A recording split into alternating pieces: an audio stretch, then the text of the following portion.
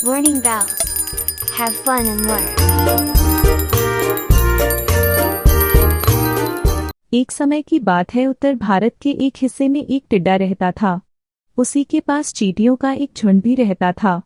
बसंत ऋतु का मौसम था। खाने के लिए टिड्डा और चींटियों के पास कोई कमी नहीं थी। फिर भी चींटियां सुबह जल्दी उठती और सूर्योदय के पहले ही अनाज ढूंढने निकल जाती और दिन भर अनाज एकत्र करने के बाद वापस लौटकर अनाज को अपने बिल में जमा करती थी, जबकि टिड्डा दिन भर गाना गाते हुए घूमता फिरता था।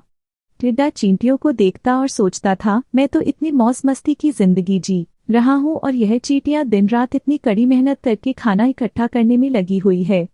टिड्डे को अक्सर चींटियों पर हंसी आती थी। एक बार अनाज का दाना ले जाते हुए एक चींटी गिर गई। पास में ही टिड्डा बैठा हुआ था।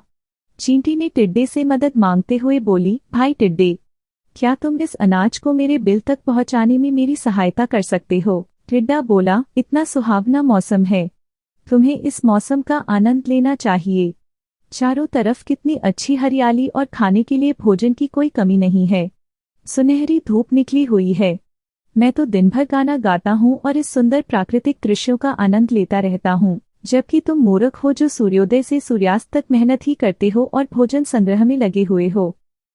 चींटी बोली, टिड्डा भाई, हम यह भोजन गर्मियों के लिए इकट्ठा कर रहे हैं।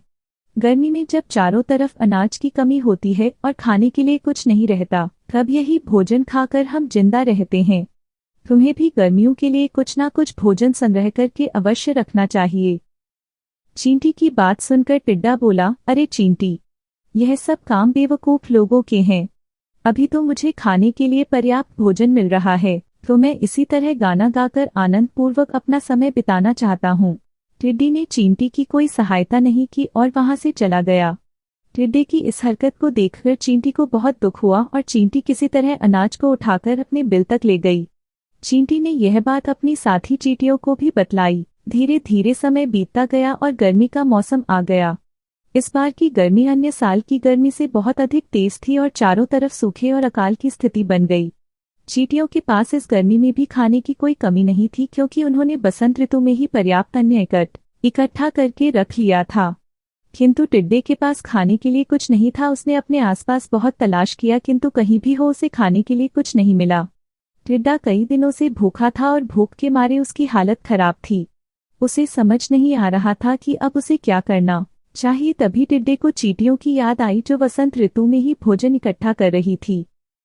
टिड्डा संकोच करते हुए चींटियों के घर पहुंच गया और बाहर से ही आवाज लगाता है, चींटी बहन, चींटी बहन।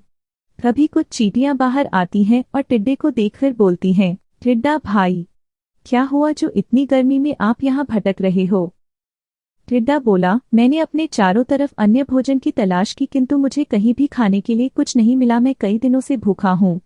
कृपया मेरी कुछ मदद करिए, मुझे कुछ भोजन दे दो। उसी समय चींटी भी आ गई, जिसकी टिड्डी ने कोई मदद नहीं की और उसका मजाक बनाया था। चींटियां टिड्डी को देखकर बोली, जब हम मेहनत करके भोजन इकट्ठा कर रहे थे तब तुमने हमारा बहुत मजाक उड़ाया है। हमारे बार बार कहने पर भी तुमने भोजन इकट्ठा नहीं किया, उल्टे हमें ही मूर्ख और ना जाने क्या क्या कहा है। ऐसे में हम तुम्हारी कोई मदद नहीं कर सकते, क्योंकि यह अनाज हमने आपातकाल में खुद को जिंदा रखने के लिए एकत्र किया है। इस प्रकार टिड्डा उदास होकर वहां से जाने लगता है। उसे लगने लगता है कि वह भूख से मर जाएगा। तभी चींटियां टिड्डे को बुलाती हैं और उससे वचन लेती हैं कि अगले बसंत में टिड्डा भी मेहनत करेगा और अपने लिए भोजन एकत्र करेगा। टिड्डा चींटियों को वचन देता है और चींटियां उसे भोजन दे देती हैं।